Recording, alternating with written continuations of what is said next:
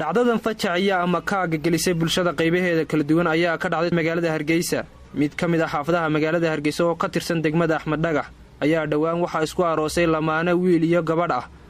waxaana wiilka arooska cusub galay uu ka shaqeynay mid ka mid ah warshadaha kala duwan ee soo saaray roodhida la cuno. waxa uu wiilkaasi shaqada tagi jiray xilli hore oo aroortiya isagoo kici jiray 5 subaxnimo.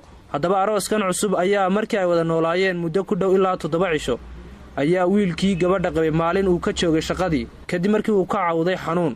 waxaa maalintaasi badankeedii uu ku qaatay gurigiisa oo ay ku wehelinayeen ooridiisa cusub iyo gabadh u ahayd mixiisad aroosada cusub oo sidii dhaqanka iyo caadada arooska Soomaalida u ahayd si ay u toddoba bixiso saaxiibadeeda arooska ula joogtay. ninkan guriga lahaa ayaan indha saarin gabadhan ooridiisa waa mixiisada oo xijaab iyo niqaam ku labisan jirtay inta uu guriga joogo. haddaba maalintaasi uu shaqada ka joogay ninkani oo Ilaahay wax kale ka tusay ayaa waxa uu maqlay gelinkii dambe ee maalintaasi cod ku sheekaysanaya qol kale oo aan ahayn kii uu ku jiray. codkaasi uu maqlay waxa uu ka duwanaa codkii dumarka ama haweenka.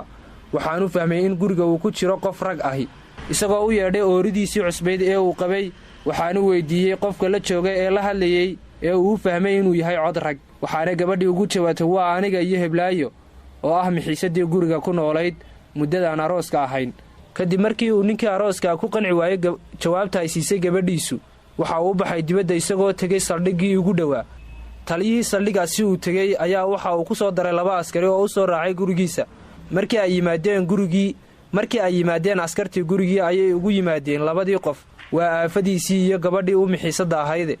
askartii waxay niqaamkii iyo xijaabkii ka tuureen gabadhii mixiisada ahayd mise waxaaba kaga soo baxay qof rag ah.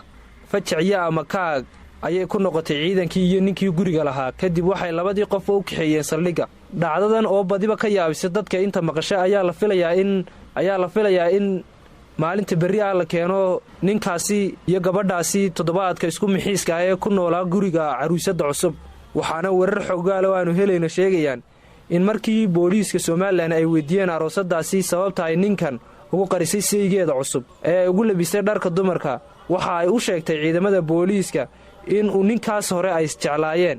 ciidamada booliiska Soomaaliland oo baaritaano dheer toddobaadkii u dambeeyay ku waday dhacdadan cusub ee magaalada Hargeysa dadkii ka yaabisay ayaa waxay dadku aad u sugayaan waxa ka soo bixi doona go'aanka maxkamadda.